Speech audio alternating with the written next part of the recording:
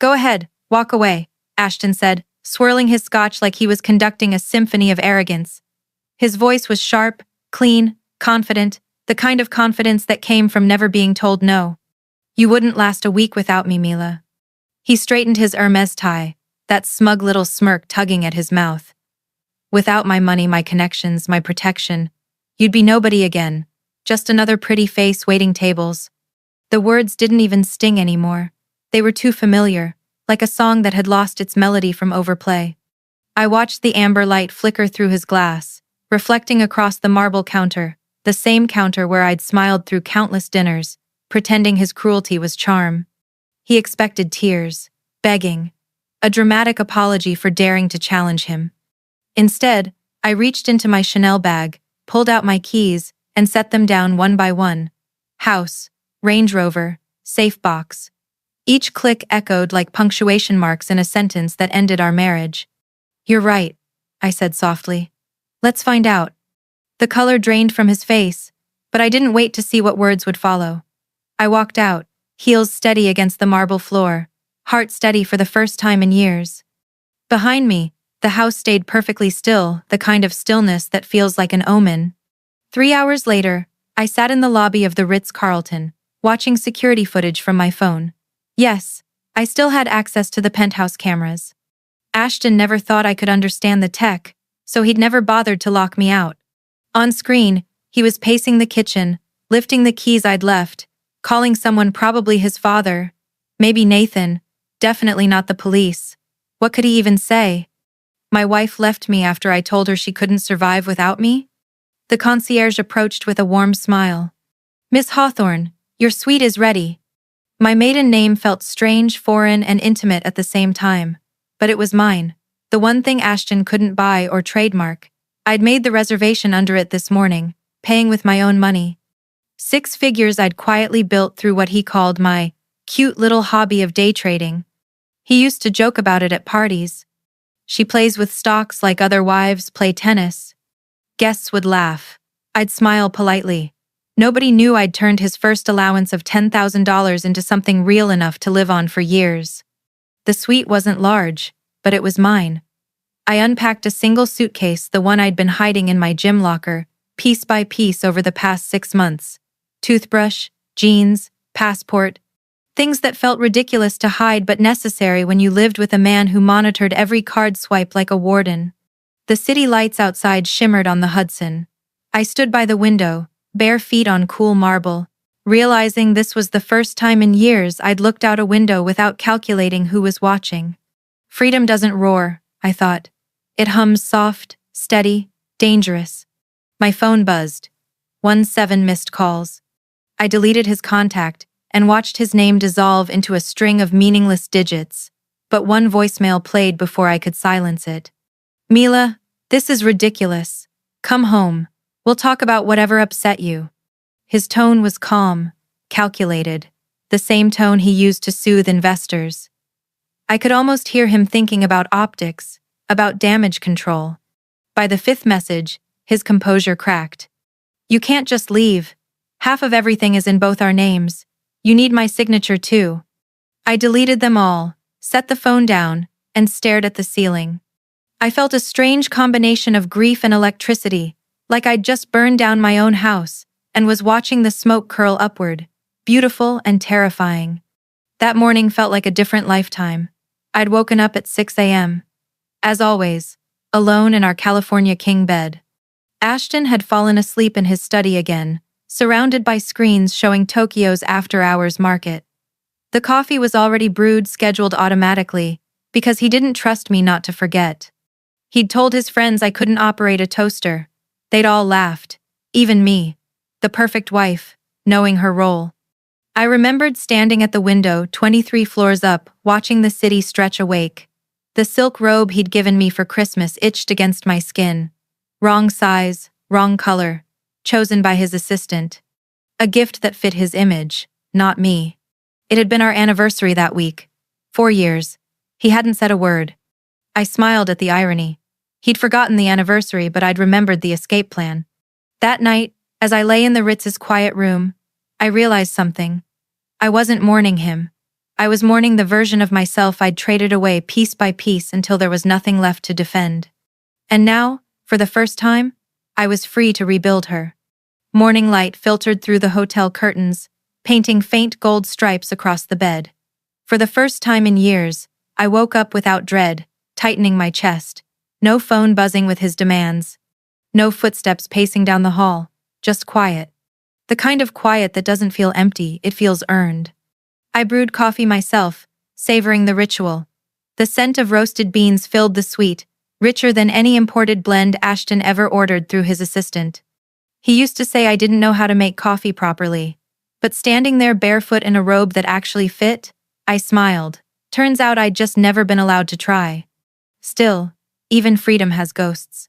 My mind kept replaying the last conversation. His smirk. His certainty that I'd come crawling back. That same certainty had been my prison. And that's when I remembered the recorder. It had happened just days earlier. I was in his study, the one room he always said was off limits. I'd gone in to find insurance papers. Everything in that room was lined up with military precision. Glass awards, silver pens, perfectly centered photos of him shaking hands with men who owned cities. And there, on the desk, sat a small silver voice recorder. The kind he used for important thoughts. I remembered brushing against it, sending it clattering onto the marble floor. It rolled, bumped a chair leg, and started playing on impact. His voice filled the silence, calm, detached, cruel.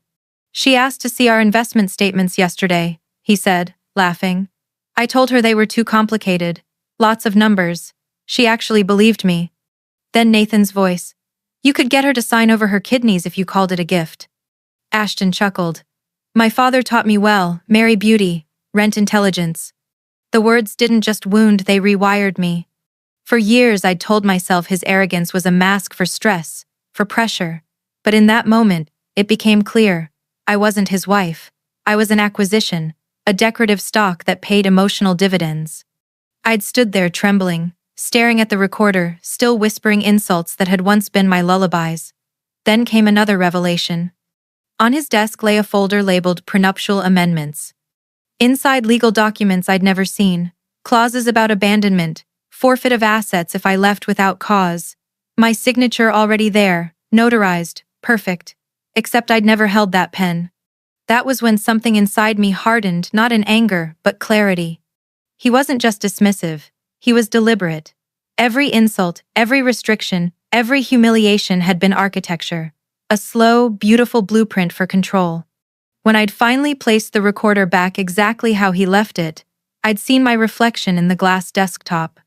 My face pale, but eyes alive. Awake. I wasn't the fool in his story anymore. I was the ghost that would haunt his empire. Back at the Ritz, I opened my laptop and began cataloging. Every bank transaction, every tax document I could access. He'd laughed about my hobby, but I'd been paying attention.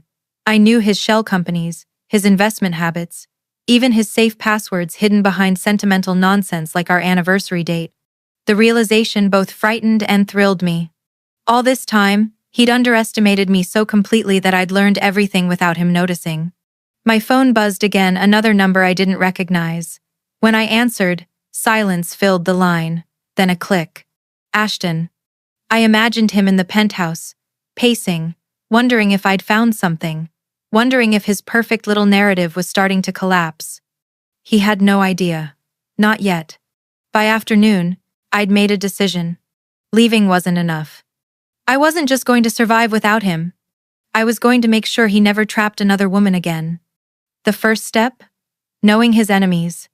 That evening, I slipped on sunglasses, pulled my hair into a knot, and walked through Midtown to a small Italian cafe he'd always refused to visit because it was too ordinary. I ordered wine and opened my notebook. The pages filled fast. Dates, calls, patterns. It was like rediscovering my own language, numbers, logic, truth. When I looked up, the city outside glowed amber and alive.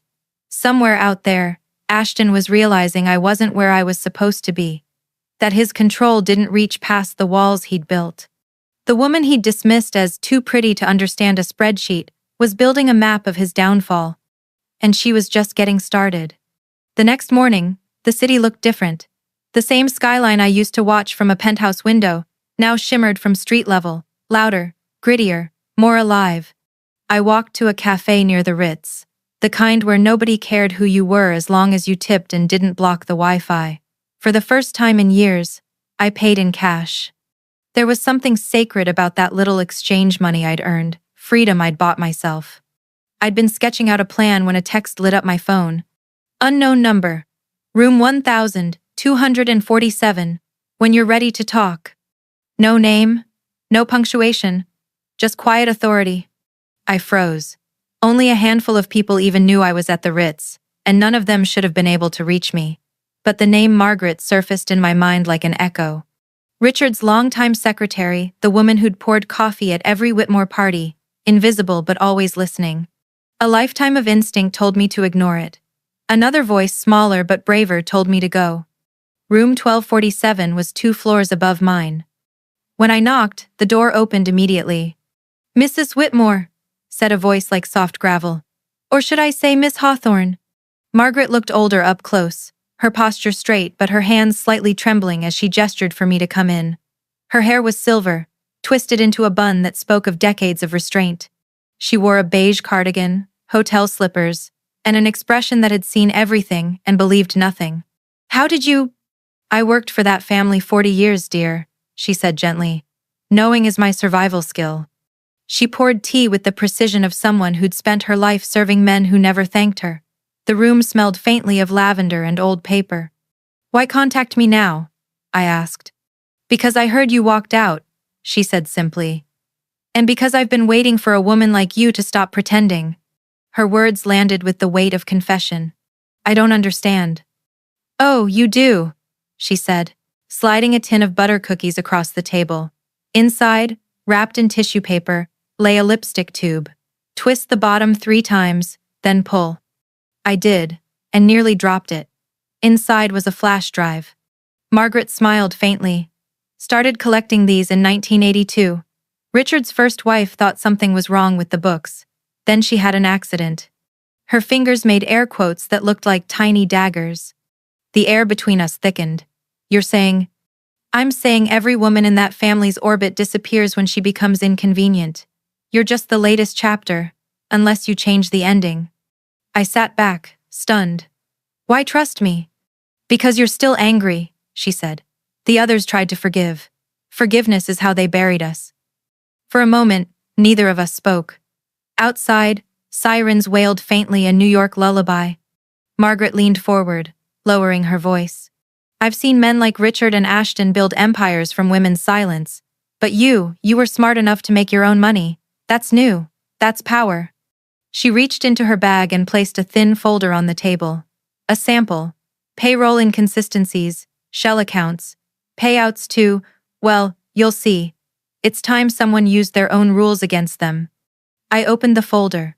The columns of numbers danced like ghosts, familiar, wrong, incriminating.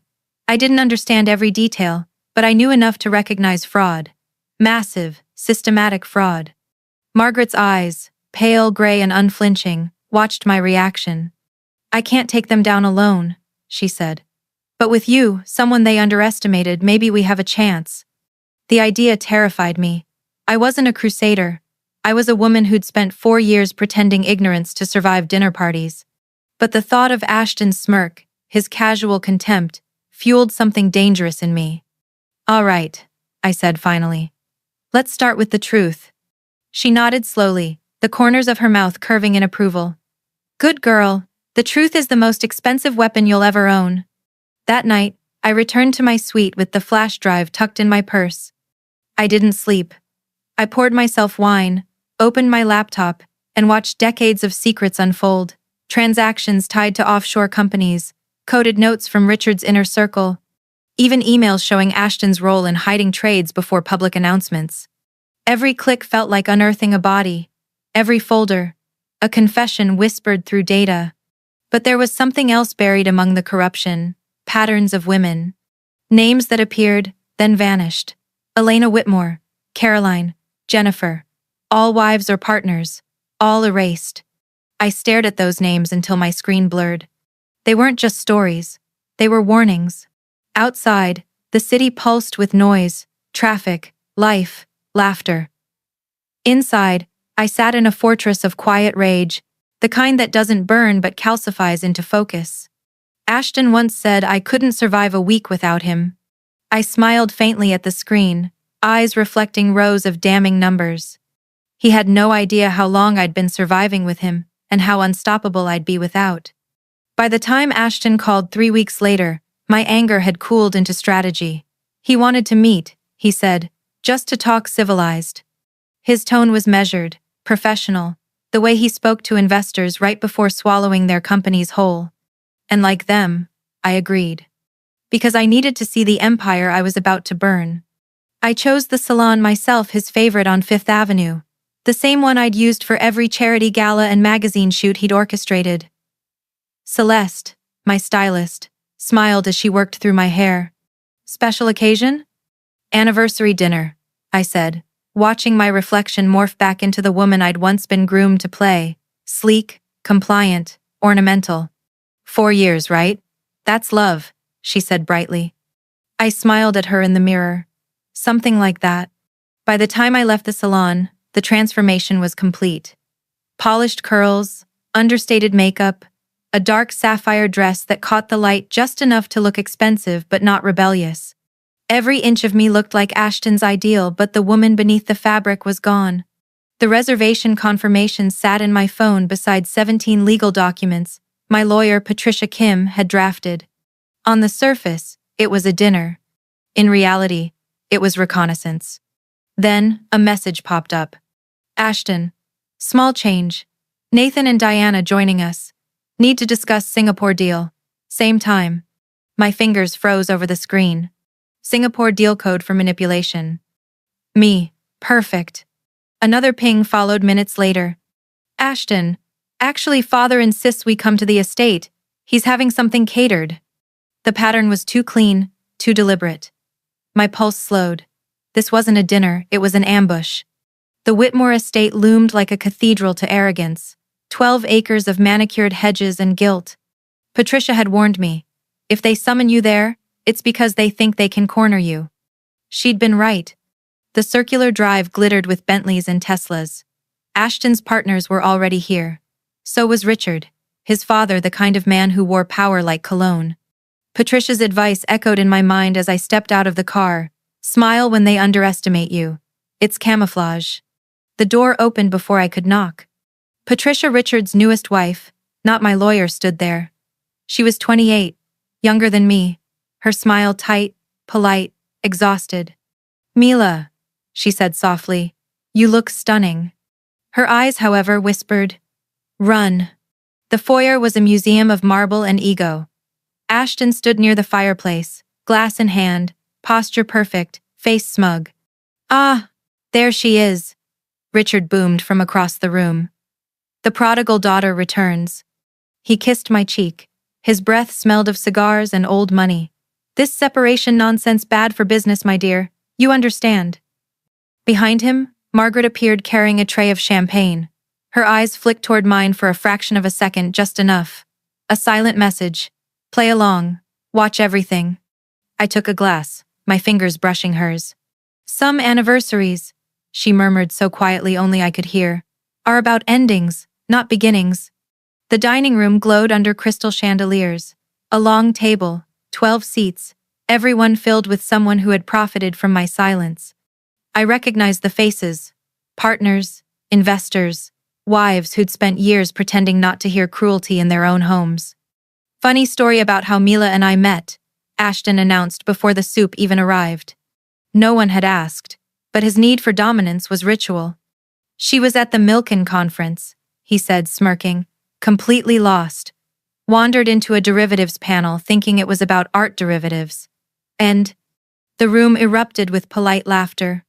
She asked if hedge funds were about landscaping investments. Garden hedges. More laughter, sharper this time. The story was fiction, every word. I hadn't wandered into that conference. I'd been presenting my graduate thesis on market manipulation in emerging economies. But that version of me didn't serve his narrative. In his story, I was a rescued fool, not a competent woman. Thank God for lost puppies, Nathan added, raising his glass. They make the best pets. The laughter that followed slid like oil across the table. I smiled sweetly, meeting his eyes. Funny. I used to think the same about men who need leashes. The table went silent. Even Ashton blinked. Then Richard barked a laugh, booming, performative. Ah, a sense of humor. Maybe she'll survive after all. I raised my glass. I intend to. By the second course, the conversation shifted. Ashton and his partners discussed Singapore expansion leverage ratios, risk profiles, while the wives stared at their untouched plates. I nodded along, eyes on my fork, while under the table my phone camera recorded everything. Margaret's subtle cough signaled she knew what I was doing. Then Nathan leaned back in his chair, drunk enough to forget pretense. You know what Ashton is? He said, voice too loud. An empire builder. And Mila here? The trophy case. Beautiful, elegant, but ultimately display only. The laughter was uglier this time. Honest. Ashton raised his glass, eyes gleaming. Best investment I ever made. Great tax benefits, minimal maintenance, appreciates in value at all the right social events. That was the moment something inside me crystallized. Not anger, clarity.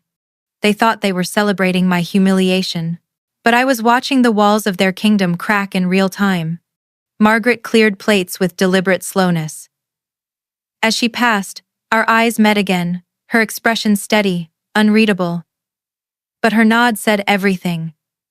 You're not alone anymore. I placed my napkin down, folded it carefully. Excuse me, I said, standing. Powder room. No one noticed me leave. No one ever did. Richard's study door was ajar, the glow of his computer casting ghostlight across the hallway. I slipped inside. On his desk, organized chaos. Documents, open browser tabs, a half-written email. And there, taped to the monitor, a yellow post-it note. Password, Richard 3, 1936. I almost laughed. For a man who built an empire on deceit, his security habits were as old as his morals. I moved fast, took photos of every open document, transfer records, shell company accounts, insider trades. Outside the door, I could still hear the laughter. Their kingdom, oblivious, feasting as it burned. When I slipped back into my seat, Ashton was in mid-toast. To loyalty, he declared, glass high. I met his eyes and smiled, the kind of smile that hides a fuse. To truth, I said quietly. He didn't know it yet, but the countdown had already started. The next morning, I met Margaret again, this time not in a hotel or hallway, but in a forgotten corner of Chinatown, at a dim little restaurant called the Jade Garden. The kind of place where the wallpaper had faded and the teapots never matched, but privacy came free with every pot of oolong. She was already there, sitting in the back booth, cardigan on despite the heat. When she saw me, she smiled, a small, tired smile. You came. After last night, I said. I couldn't not come. She pushed a tin of butter cookies across the table again, the same one from before, but this time the lid held something new. A flash drive, and a small photo. This is Elena, she said softly. Richard's first wife. The woman in the picture was stunning, early 30s. Blonde hair swept into elegant curls, pearls around her throat. She died in a car accident, Margaret continued. Perfect weather, straight road, no skid marks. My throat tightened. He had friends in all the right departments, she said, voice steady. Back then, nobody questioned why the brakes failed. I looked down at the flash drive between us, suddenly heavy with meaning. Margaret poured the tea, her hands trembling slightly. I started collecting everything after that, she said. Memos, transfers, recordings, every lie they told, every woman they erased. 40 years of rot, packed into a few gigabytes. The words hit harder than any accusation. I remembered Richard at that dinner, how easily he joked about business over family, how Ashton had inherited not just his wealth but his cruelty. The empire was a lineage of control, passed from father to son like an heirloom. What about the others? I asked. After Elena? Margaret took a sip of tea, eyes glassy but voice firm. Caroline came next. Smart woman, Wharton MBA. Started asking questions about tax shelters in year 4. Richard had her committed. Exhaustion, they said. She signed her divorce papers from a psychiatric facility. Her hand tightened around the cup. Then Jennifer, the third wife, accused of embezzlement, but the accounts she stole from were never hers to begin with. She took a plea deal to avoid prison, disappeared into a shelter in Detroit. I sat frozen. Each name felt like a ghost in the room, women who had once smiled for cameras, now buried under paperwork and silence. And now me, I whispered. Margaret nodded. You're the fourth, the one they underestimated. She opened her purse and pulled out a small notebook. Inside, the pages were covered in tight handwriting, dates, initials, cryptic codes. This is my index. Every file on that drive corresponds to something here.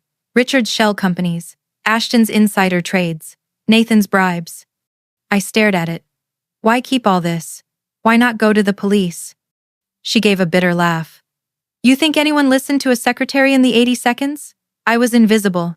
That's how I survived long enough to see you walk away. Her eyes softened. You remind me of Elena, but sharper. You play the long game. That's what they never expect. She leaned closer, lowering her voice. You need to understand, Mila, this isn't just about revenge. It's about ending a dynasty of men who think women are furniture. You can't just hurt them. You have to outlive them. That night, back in my suite, I plugged the flash drive into my laptop. For a moment, the screen stayed black. Then folders began to appear, hundreds of them, labeled by year, 1982, 1983, 1984. I opened one at random: bank records, audio logs, transfers routed through offshore accounts. In another folder, I found an old audio file, grainy but clear. Richard's voice. Make sure the wife signs it. We'll call it house maintenance. She won't question it. A pause. Then Margaret's younger voice. Yes, sir. You don't need to know the details, Richard said coldly. I already do, she answered. I closed the laptop, heart pounding. Margaret hadn't just kept records, she'd risked everything to create a paper trail of the Whitmore family's crimes. She'd been living her whole life as a silent witness, waiting for someone to finish what she started. I turned off the lights and sat in the dark, letting the city hum around me. Images of Elena, Caroline, Jennifer flickered behind my eyelids like ghosts in candlelight. Their faces different, their stories the same. Each one destroyed for asking questions. And for the first time, I understood the full shape of my role. I wasn't just escaping Ashton. I was the culmination of 4 decades of women who refused to stay broken. My phone buzzed a message from Patricia Kim, my lawyer. Patricia, everything's ready. The company's incorporated. Delaware, clean paper trail. We can move whenever you are. I typed back one word, tomorrow. Margaret's words replayed in my mind. You can't just hurt them, you have to outlive them. I looked around the suite, the luxury that used to define me now felt like a disguise I couldn't wait to shed. I poured out the rest of my wine, watching it swirl down the drain, and whispered to my reflection in the glass. They thought I was a trophy. They never realized I was a weapon. Tomorrow, I would stop running. Tomorrow, I would start building. The next morning dawned gray and wet, a quiet drizzle tracing down the Ritz windows. It was the kind of morning that used to depress me, too gloomy for charity lunches, too damp for photographs. But that day, it felt like cleansing, like the sky itself was rinsing away everything false. I checked out of the hotel without a forwarding address. The concierge asked if I'd enjoyed my stay. I did, I said, sliding my card across the counter. But I won't be coming back. 2 hours later, I was on the train to Connecticut, my phone dark, my suitcase light. Patricia Kim had arranged everything: an appointment, a new identity and paperwork form, and a company no one could trace. The sound of the tracks under me felt rhythmic, steady, like the pulse of a new beginning. Patricia's office sat above a dry cleaner and a tax preparer, not exactly the marble and glass towers Ashton liked to haunt. Inside it smelled faintly of coffee and toner. She stood when I entered, a small woman with silver-streaked hair and a mind sharp enough to cut glass. Mila, she said warmly, shaking my hand. Or should I say Miss Hawthorne? You've heard that before. She smiled. You'd be surprised how many women start over with their maiden name. We sat at her cluttered desk as she slid a folder toward me. Here's the entity paperwork. Phantom Rose Holdings LLC. Incorporated in Delaware, registered in Connecticut. All paths leading to a P.O. box that leads to another LLC. Legal, invisible, bulletproof. I flipped through the documents, tracing my new life in ink and signatures. Why the name Phantom Rose? You picked it, she reminded me. I know, I said softly, but I wasn't sure why until now.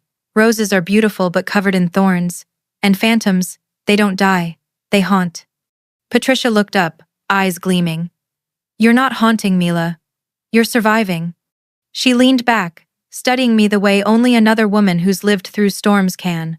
You know, when most women leave men like Ashton, they just want peace. You want precision. Peace is a side effect, I said. Justice is the goal. Patricia grinned. Good answer. She explained the setup. Accounts, transfers, shell protection. If anyone tried to trace my funds, they'd get lost in a maze of holding companies and legal paperwork so dense even Ashton's lawyers would give up halfway. It was perfect, cold, clean, and lawful. Everything he'd never expect from me. That night, I stayed in a modest Airbnb above a bakery that smelled of yeast and sugar. I ate croissants with my hands and drank cheap wine from the bottle. The simplicity was intoxicating. On my laptop, the folders from Margaret's drive glowed faintly, waiting. I opened them again. Not as a victim this time, but as an architect. Every account, every shell company Richard and Ashton had built was a blueprint, and now I had the master key. I mapped connections late into the night, tracing wire transfers like veins through a diseased body. Each one led to another name, another crime. By midnight, I had something tangible, a network. The Whitmore Empire wasn't just a family business, it was an ecosystem of deceit, quietly bleeding others dry. And now, I could make it collapse from the inside out. But it wasn't enough to dismantle them. Margaret had been clear. Survival wasn't victory. Outliving them was. So I created something new, a mirror image of Ashton's empire. But clean. A company that could hold my assets, my future, my proof. Phantom Rose wasn't just a hiding place. It was a rebirth. 3 days later, Margaret joined me in the bakery. She ordered coffee and didn't even look at the pastries. You did it, she said simply, sliding into the seat across from me. Mostly, the structure's done. The rest is just waiting. For what? She asked. For them to blink first. She smiled faintly. You sound like Richard when he was young. I stiffened. Except, she added, he built empires to trap people. You're building one to set them free. For a moment, I just stared at her. How did you survive it all, Margaret? 40 years of watching them destroy people? Her eyes softened. I kept my head down, took notes, waited for a woman like you. The weight of that sentence sat between us like a secret ceremony. You don't have to do this alone, she said. I still have contacts, old accountants, lawyers who pretended not to see things but never forgot. They'd help, quietly. I nodded slowly. Good, because when Ashton falls, Richard will come for me next. I need to be ready. Margaret sipped her coffee, the corner of her lip curling. Then let's sharpen our knives. That evening, I stood on a quiet bridge overlooking the river, phone in hand. I typed a message to Patricia. Accounts secure. Next phase begins Monday. Then another to Margaret. Thank you, for everything. Her reply came instantly. Don't thank me yet. We're only halfway up the mountain. The wind was cold, carrying the scent of rain and distant sea salt. Below, the water moved like dark glass. I thought of Ashton, so sure of his control, so blind to the woman he'd married. He'd built an empire of mirrors, all reflecting his own face. Now, I was about to shatter every one of them. Freedom didn't just mean escape, it meant power. And for the first time, I finally understood what it felt like to hold it. By the time the leaves started to turn, the Whitmore house of cards began to tremble. It started as whispers, rumors at first, the kind of rumors that live in hedge fund chat rooms and lunch conversations, not on front pages. But whispers have weight when everyone repeats them. Nathan pulling out of the partnership, a compliance officer asking inconvenient questions, a former employee who'd refused to look away. To them, these were annoyances. To me, they were fissures. Ashton's calls shifted from clipped commands to static-laced panic.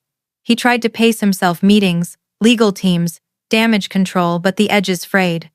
The man who once treated crisis like an instrument now sounded like a man rusted to the bone, hurried, slurred, exhausted. He was a tide pulled out by too many hands. One morning at the equinox, Diane, Nathan's wife, found me by the pool. She came in wearing Lululemon like a shield, but the bruise along her jaw was impossible to hide under concealer. Her voice was low and sharp as a blade. "Nathan's moving assets offshore," she said before I could ask. "He hired a PI, cloned our phones." She looked at me like someone testing a ledge. "Whatever you're planning, be careful. These men don't just hurt you when cornered, they surgically eliminate the problem." She told me things in short bursts. Late-night wire transfers, emergency meetings with lawyers, threats whispered in hallways. I felt a cold knot settle between my ribs, not because I hadn't expected betrayal, but because their brutality reached further than the boardroom. Diana left the pool deck as quietly as she'd arrived, heels clicking a warning I didn't want to hear. I watched Ashton unravel on his own terms. The drinking accelerated from a trickle into a storm. His emails got sloppy, signatures omitted, numbers mistyped. The men he'd trusted began to ask the wrong questions at the wrong times. Nathan's fury at having been outmaneuvered turned inward, turning partners into rats. The call from Morrison's compliance office was the first real tremor.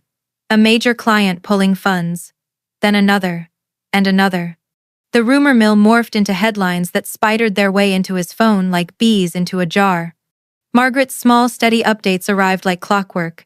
She'd uncover a transfer one day, a suspicious memo the next. Patricia fed me legal pathways while I routed assets into phantom rows. A few thousand here, 12,000 there. Figures chosen to look ordinary, unremarkable. The banks processed them without a second thought. In their world, lavish spending didn't ring alarm bells. It was just another wife treating herself. At night, I'd sit in the dim light of my Brooklyn kitchen and watch Ashton's empire implode through breaking news alerts. He would pace his study at 3 a.m., calls on speaker to lawyers who charged fees that dissolved into a background hum. I pictured him hunched over his desk like those old men in paintings king reduced to vulture. It was grotesque and beautiful in a way I'd never believed I'd witness. Then came the day they claimed the leak was me. I got a stream of calls, some angry, some pleading. Ashton's voice snapped through the line once like a whip. "What did you tell her?" he demanded. "How many meetings? Who else knows?" "Who?" I asked. "Diana," he said into the phone, rage hollowing his words. "You were friendly that night. You told her things."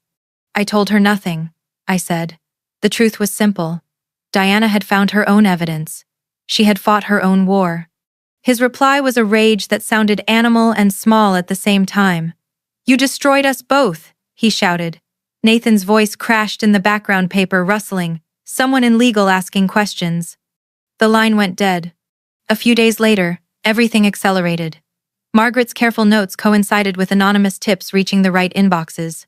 A whistleblower complaint, precise, time-stamped, found its way into the hands of the SEC because we put it there. I remember sitting in a modest hotel room, watching an automated voice on the SEC hotline say, "Please hold," like some civic DJ connecting pins on a map. Then a human voice, "Enforcement Division." I spoke, slow and steady, and laid out a map of trades, lunches, and suspicious timings.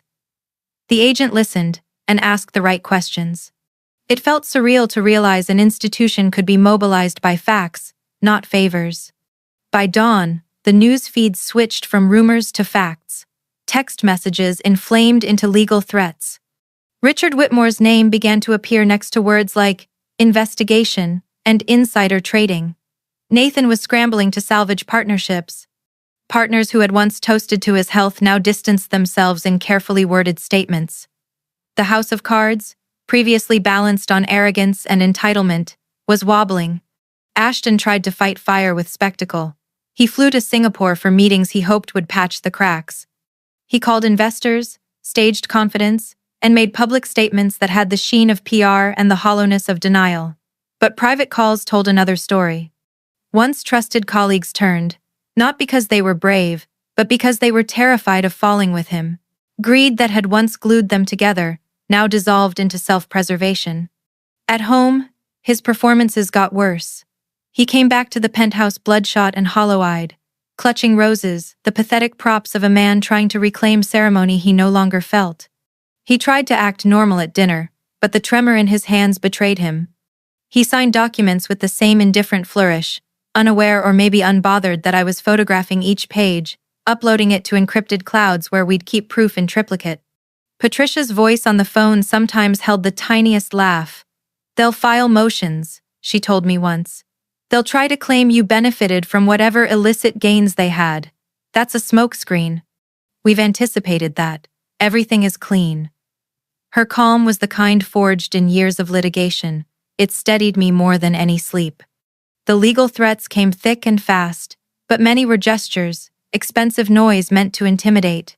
He filed frantic suits, named unidentified persons, accused employees of leaking. The PR teams spun, damage control churned, but the SEC had already opened a door. The FBI began asking questions in earnest. People who had once been bulwarks of the Whitmore empire started negotiating plea deals, naming names for reduced time. The more they turned on each other, the clearer the pattern became.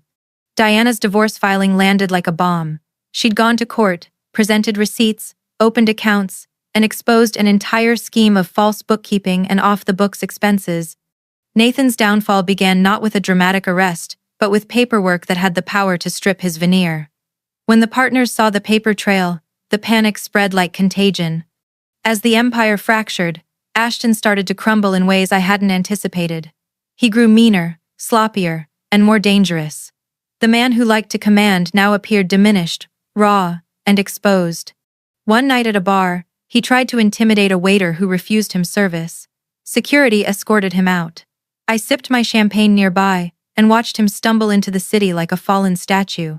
Margaret watched it all like a woman who had waited decades for this view. She didn't smile much. Her satisfaction was sardonic and precise, not celebratory. "They don't understand," she said quietly. "They think money makes them untouchable. It just buys time." And while the towers burned, I kept doing the small, legal, and necessary things. I moved funds into Phantom Rose with an accountant's patience. I filed witness statements, copied documents to multiple drives, and gave carefully timed interviews to the SEC with Patricia at my side. Each step was deliberate, boring almost, but in the banality of forms and filings lay the legal detonators. One morning, a message came through from Margaret. "They're panicking. The family office just canceled all appearances. Be ready."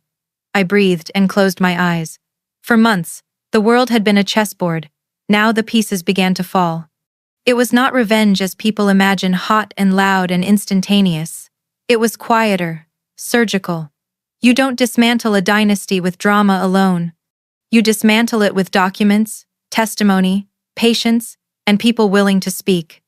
The empire cracked because of small truths told persistently, because one secretary kept receipts for decades, and because a woman they'd called foolish decided to study their playbook and use it against them. The first domino fell with a press release that showed investigators at Richard Whitmore's estate. It was brutal and, in its own way, beautiful. I watched the footage on my phone, the men in suits, the boxes carried out, the cameras that once had shown Richard's luxurious facade now filming him in handcuffs. Margaret sent me a picture of the TV, a champagne bottle emoji beneath it, the simplest celebration I'd ever seen. I remembered Ashton's 2-week taunt. "You wouldn't last a week without me." It had been a bet he believed was unfathomable. It was Aldo's candle burning at both ends. It was his empire eating itself. The countdown had been long. The victory wouldn't be redolent with trumpets. But when the authorities finally moved, when partners jumped, when legal teams scrambled, and when the world outside began to say the words insider trading, fraud, and arraignment, it felt like sunlight through blinds, harsh and revealing and impossible to ignore. I lit a cigarette once that week, something I hadn't done since college, and let the smoke curl into the quiet of my apartment. The ash fell into the tray with nothing for me to clean up. I didn't gloat. I simply felt something settle, a dense, hard piece that had the shape of survival. The empire was cracking, and when it did, it wasn't just Ashton's ruin I watched. It was a reckoning. One built not from spectacle but from the tedious, terrifying, and ultimately righteous work of facing truth. The day the reckoning began didn't feel cinematic, it felt unnervingly ordinary. No lightning bolt, no dramatic music, just the sterile glow of my laptop screen at 7 a.m. as the numbers on Ashton's accounts began to flicker. The system logs were clean, the transfers legal, the paperwork precise. 50% of every liquid asset, the half that belonged to me, was now sitting safely inside Phantom Rose Holdings. To him, it would look like a glitch. To the banks, it was math. To me, it was justice executed by code. I refreshed the page once more. Balance confirmed. The empire had been split in two. Then came the first wave calls, emails, panic. By 7:03 a.m., Ashton had called 9 times. By 7:15, his lawyer. By 7:30, Richard's number lit up like an alarm. I didn't answer any of them. Instead, I turned on the voice recorder on my phone and played each voicemail aloud. The progression was poetic. "Mila, this isn't funny. Call me back. You can't just take that money, it's ours. You don't understand what you've done.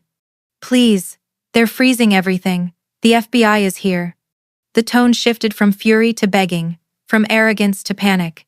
Each message was another note in the symphony of his downfall. I poured coffee, opened the curtains, and watched the city outside come alive.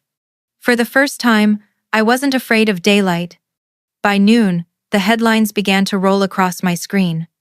Federal authorities raid Whitmore Capital Management in insider trading probe. FBI agents seize records from Westchester Estate. The footage was brutal and magnificent. Richard Whitmore, silver hair disheveled, shirt wrinkled, being led in handcuffs past the same gates where he once hosted garden galas. The image would be printed in every financial magazine by morning. Margaret's text came through a minute later. Champagne emoji. Simple, elegant, a victory 40 years in the making.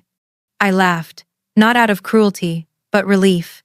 This wasn't revenge anymore, it was restoration. The world had finally caught up to the truth we'd carried like contraband. That night, Patricia called. "Congratulations," she said, voice smooth as silk. "You just made history without breaking a single law." I could hear her smile through the line.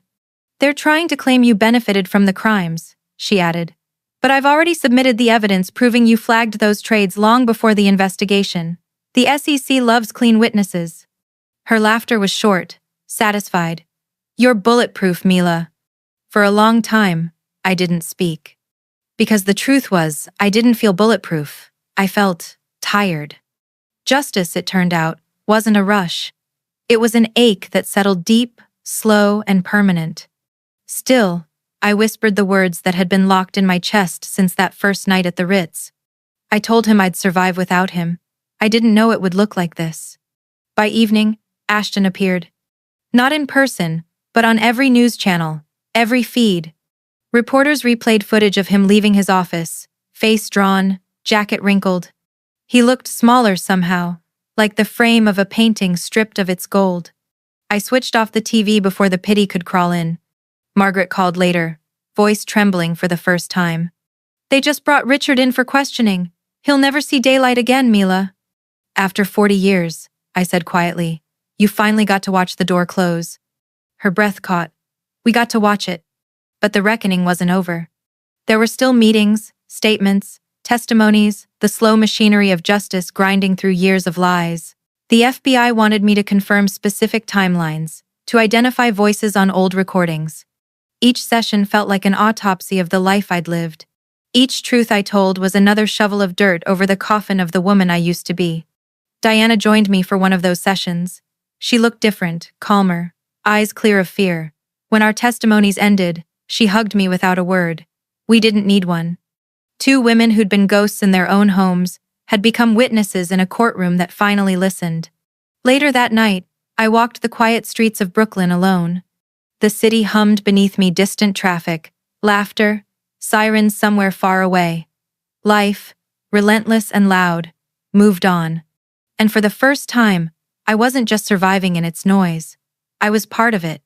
A shop window reflected my face in passing glass, older, sharper, but unmistakably mine. Behind that reflection was the faint echo of Ashton's words. You wouldn't last a week without me. I smiled, small and certain. It had been 21 days. And he was the one drowning. Tomorrow I would testify again. Tomorrow, the empire would crumble a little more. But tonight, for just a moment, I allowed myself to rest, to exist not as a wife, not as a weapon, but as something far rarer. Free. 3 weeks after Richard's arrest, the headlines stopped calling it a scandal. They called it a collapse. The Whitmore empire, once whispered about in reverence, was now a case study in arrogance. Financial papers dissected every decision, every false investment, every man who'd claimed genius and left ruins in his wake. But beneath the noise, behind the headlines, something quieter was unfolding. Justice. I sat in the courthouse hallway, the air cold and humming with the rhythm of heels, briefcases, and the echo of futures unraveling. Diana sat beside me, her hands folded, her expression a calm mask. We didn't speak. We didn't need to. We'd already said everything that mattered with evidence, with courage, with endurance. Across the hall, Ashton's lawyer argued into a phone, sweat blooming through his expensive suit. When the door opened and the bailiff called our names, I stood first. The courtroom smelled of paper, old wood, and too much perfume from the gallery. Ashton was there, at the defendant's table, wearing the same Tom Ford suit he'd worn at our wedding. But it hung loose now, the fabric deflated where pride used to live. His eyes darted toward me, once searching, pleading, maybe blaming, but I didn't flinch. I took my seat near Patricia, who gave me a steady nod. The prosecutor began, Mrs. Whitmore. It's Miss Hawthorne, Patricia corrected, her voice slicing clean through the air. Even the court reporter looked up. Ashton shifted, his jaw tightening. They played the first recording, his own voice, dripping with mockery. She wouldn't understand a financial statement if I drew her pictures. That's the beauty of marrying someone decorative. Gasps scattered through the room. I didn't look at him. I didn't need to. The recording said everything I never could. Then came Margaret's testimony. 3 days of documents, dates, memos, 40 years of rot neatly stacked into manila folders. Her voice, steady but full of fire, filled the courtroom with truth. When asked why she'd kept everything, she glanced at me and answered simply, because I knew someday someone would be brave enough to use it. The judge, a woman named Catherine Chin, sharp-eyed and deliberate, paused her notes to look at Ashton. Mr. Whitmore, she said evenly, it appears you were quite wrong about your wife's intelligence. Perhaps if you'd valued it, you wouldn't be standing here today. The silence that followed was heavier than any sentence. Ashton looked down, hands trembling on the table. For a brief, strange second, I saw the boy beneath the arrogance, the child who'd grown up believing cruelty was control. But pity is just another kind of chain, and I'd cut mine months ago. Outside, reporters swarmed. Microphones, cameras, questions, an avalanche of curiosity. Miss Hawthorne, how does it feel to bring down Whitmore Capital? Did you plan this from the start? Do you consider yourself a whistleblower or a victim? I smiled faintly, answering none of them. Because the truth didn't belong to headlines, it belonged to women like Margaret, like Diana, like the ghosts of Elena, Caroline, and Jennifer. Women who had been erased but not forgotten. Margaret met me on the courthouse steps, her posture straighter than I'd ever seen. She was wearing a tailored gray suit and new glasses. 40 years, she said softly. Worth every one, I replied. She nodded toward the crowd of cameras. They'll forget his name eventually, but they'll remember yours. I shook my head. No, I don't want them to remember me. I want them to remember what we did. Weeks passed. The legal motions continued, but the war was over. Richard would never see freedom again. Ashton faced 15 years more, if the financial restitution held. Nathan fled to Switzerland, where the extradition talks were already beginning to circle him like vultures. When the final decree arrived, a thin envelope with the weight of liberation, Patricia called me into her office. The judge had awarded me 60% of the remaining assets, plus full ownership of the separate accounts I'd built. But the real treasure wasn't money, it was clarity. Patricia slid the papers across her desk. The Phoenix Foundation, she said, smiling at the new letterhead. It's official. The landlord approved the lease this morning. We rode the elevator up together, stepping into a small suite of offices formerly occupied by Whitmore Capital's satellite branch. 4 rooms, bright with morning light, waiting to be filled with something better. Margaret ran her fingers across the freshly painted sign. The Phoenix Foundation, legal support for financial abuse survivors, she whispered, rising from ashes. I added, and this time, we don't burn quietly. Our first client arrived 2 days later. A young woman named Jennifer Chin, no relation to Nathan, whose husband had falsified medical trials to inflate stock prices. She clutched a folder like a lifeline, her voice shaking as she said, "He says I wouldn't understand the science." Margaret smiled gently. "Every document tells a story, Mrs. Chin. We're going to help you write a new ending." I watched her relax just a little, the first breath of hope entering her lungs. And in that moment, I understood exactly what freedom meant. It wasn't luxury or revenge. It was usefulness. It was taking pain and turning it into something someone else could stand on. That night, I sat by my Brooklyn window, the city glittering like a field of scattered stars. I opened my old laptop and looked through Margaret's folders one last time. The ghosts of the women who came before me were still there, but quieter now, at peace. I whispered to them, to the women who never got to testify, never got to walk away. "We did it. You can rest now." Tomorrow, the foundation would open officially. Tomorrow, new women would walk through our doors with shaking hands and stories that sounded too familiar. And tomorrow, I would tell each one of them what Margaret once told me. You can't just hurt them. You have to outlive them. As I turned off the lamp, the city hummed below me, alive, imperfect, and mine. The ashes had cooled. The rebirth had begun. 6 months later, the world had moved on, but I hadn't. Not in the way people mean when they say moving on, as if survival is a clean line. It wasn't. It was layers. Ash and soil. Loss and growth. Pain and pride interwoven like the rings of a tree. The Phoenix Foundation had grown from 2 desks and a borrowed printer into a quiet revolution. Women came to us from every borough, from every story you can imagine: lawyers, nurses, homemakers, tech executives. Some whispered, some wept, some spoke like soldiers. Every one of them had lived in a cage built by someone else's ego, and every one of them carried the key without realizing it. Margaret ran the financial literacy program. Patricia handled legal defense. And me? I sat with them, listened. Not as the founder, not as a survivor, just as a woman who finally understood what power should feel like. One afternoon, I received a letter. Handwritten, no return address.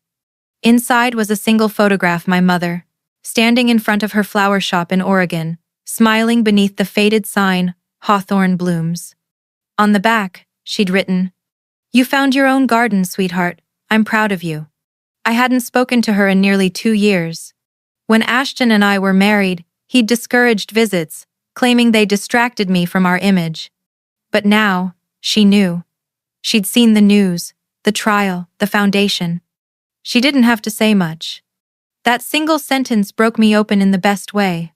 That weekend, I took the train home to see her. The shop hadn't changed much. Still smelled of lilies and earth, still cluttered with old postcards and jars of ribbon. Mom was trimming stems when I walked in. She looked up, startled, then smiled, like sunlight breaking through glass. "Oh, Mila," she whispered. We hugged for a long time, long enough for everything unspoken to melt away. Over tea, she told me she'd followed every headline. "People called you ruthless," she said softly. "I called you brave." I laughed. Sometimes I couldn't tell the difference. She reached across the table, squeezing my hand. "The difference is what comes after. You didn't destroy, you rebuilt." Outside, the rain came down in soft silver lines. We stood at the doorway, watching it soak the roses along the shop's edge. Mom smiled. "Funny, isn't it? You always hated storms." "I still do," I said, "but I love what they leave behind." Back in New York, the foundation's phone never stopped ringing. Some days were heavy court dates, restraining orders, confessions that turned your stomach. But other days were miracles. A woman who'd been silenced for 20 years finally laughing. A mother winning back custody. A college student reclaiming the savings her father stole. Each victory was small, but each one added to the chorus. It was the sound of women writing their own endings. One evening, as we locked up, Margaret handed me a small white envelope. Inside was a business card, simple and elegant. The Phoenix Foundation Financial Independence Program, Whitmore Trust Fund. I blinked. Where did you? She smiled. From the settlement. I thought it poetic. I stared at her, then burst out laughing.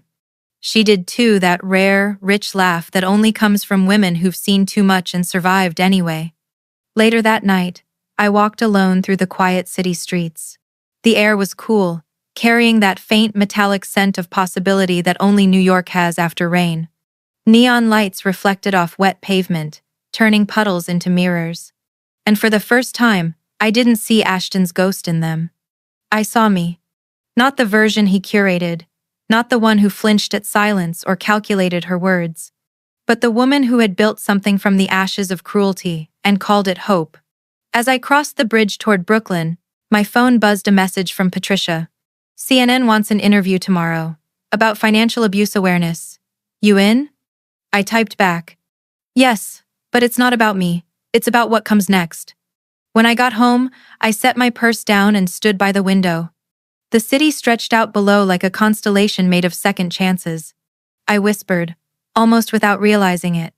He said I was nothing without him. Turns out I was everything he couldn't be. The lights blinked in answer, thousands of small stars pulsing in the dark. 6 months ago, I left a man who believed he owned me. Now I owned my freedom. 6 months ago, I was just surviving. Now, I was rebuilding worlds. I wasn't the wife he lost. I wasn't the woman they erased. I was the flame that refused to go out. And this time, I didn't need to rise alone.